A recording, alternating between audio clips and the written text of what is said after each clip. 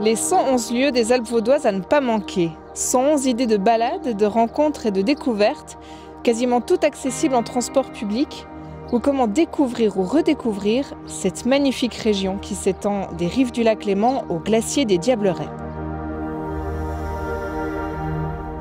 Salut Marc. Salut Alexandra, ça va? Ça va et toi? Ouais, super. Bon alors, tu m'as dit rendez-vous dans la SD, on y est? On va jusqu'au Diableret? Pas tout à fait, on va s'arrêter à Vers-l'Église et on va aller visiter la fameuse scierie des Planches. C'est une scierie d'époque, c'est ça? C'est une scierie d'époque, elle date du milieu du 19e siècle, elle est toujours en parfait état de fonctionnement. Okay. Et puis on a quelqu'un qui s'occupe de cette scierie qui va nous la présenter? Alors on va rencontrer Philippe Nicolier, qui est le président de l'association VD 3209. Ils ont justement rénové la scierie, ils s'occupent de ce lieu. Qu'est-ce qui t'a poussé à nous faire venir ici alors? Déjà, tu verras quand la scie tourne, c'est assez fascinant au niveau Tu veux vraiment voir toute la mécanique? Oui, exactement. Ouais. Ça, c'est un truc qui m'a fasciné. Puis surtout, après, au niveau historique, il y a eu plusieurs scieries le long de la Grande Eau. Et on comprend après aussi pourquoi cette rivière est si importante pour les Ormonts, que ce soit au niveau des scieries ou des usines hydroélectriques.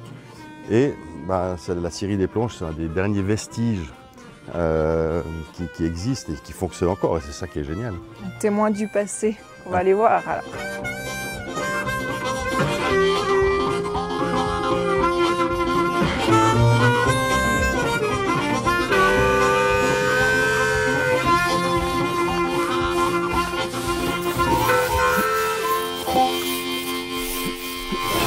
Bonjour, bonjour. Bienvenue. Bonjour, merci. Salut. Ça va?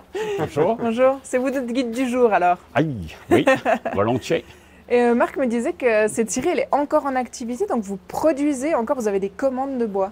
Oui, oui. C'est, disons, le souhait de la fondation qui est propriétaire de cette scie, c'est de pas seulement faire des démonstrations, mais effectivement produire du bois pour qui en a besoin.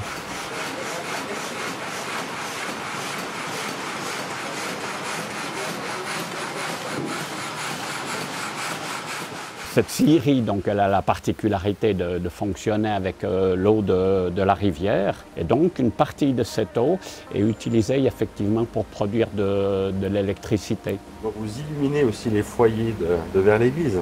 On illumine quelques 150 foyers. En l'occurrence, c'est Roman d'énergie qui les illumine.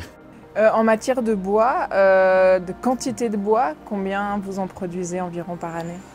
Mais on produit à la demande parce que voilà, d'ailleurs, c'est pas seulement scier du bois, il faut que ce bois serve à quelque chose. On est d'accord, oui. D'ailleurs, à ce sujet, sachez qu'on est en contact avec le canton de Vaud qui a décidé de construire le nouveau gymnase du Chablais à Aigle, en bois.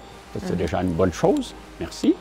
Et donc, on a proposé au canton qu'une partie, bien sûr, une minime partie de cette construction soit faite avec la scierie des Planches et l'eau de la Grande Eau. Est-ce que tu peux nous expliquer, finalement, je crois qu'on voit deux scies différentes. Elles servent à quoi? Des scieries hydrauliques, il y en a encore bien quelques-unes à travers le pays, mais l'immense majorité des scieries, elles n'ont qu'une seule machine. C'est cette machine-là avec une seule lame qu'on appelle un cadre. Il n'y a qu'une seule lame, ça scie planche par planche ou poutre par poutre ou quelque chose comme ça. Puis il y a une deuxième machine qui est plus complète en quelque sorte, qui a le même fonctionnement mais qui a plusieurs lames, et du coup on appelle ça une multiple, qui marche toujours selon le même système.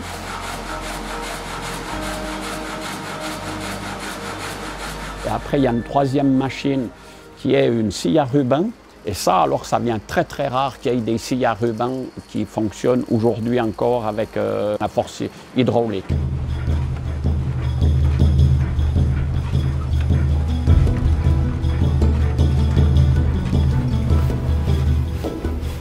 C'est là-bas dessous, alors hop, baissez la tête. Ce ce qui est à constater là, c'est les différences de grandeur de roue. C'est pas anodin, hein. C'est pas parce que ça fait joli, une grande, une petite, etc. Hein. C'est que l'eau, la vitesse de l'eau, elle est quand même assez lente. Et donc, à quelque part, il faut augmenter la vitesse. Hein. C'est pour ça que c'est une grande roue qui donne la force sur une petite roue. Après, c'est une grande roue qui donne la force sur des plus petites roues pour augmenter la vitesse. Et donc, perdre la force. Hein? À l'inverse, si on diminue la vitesse, on augmente la force.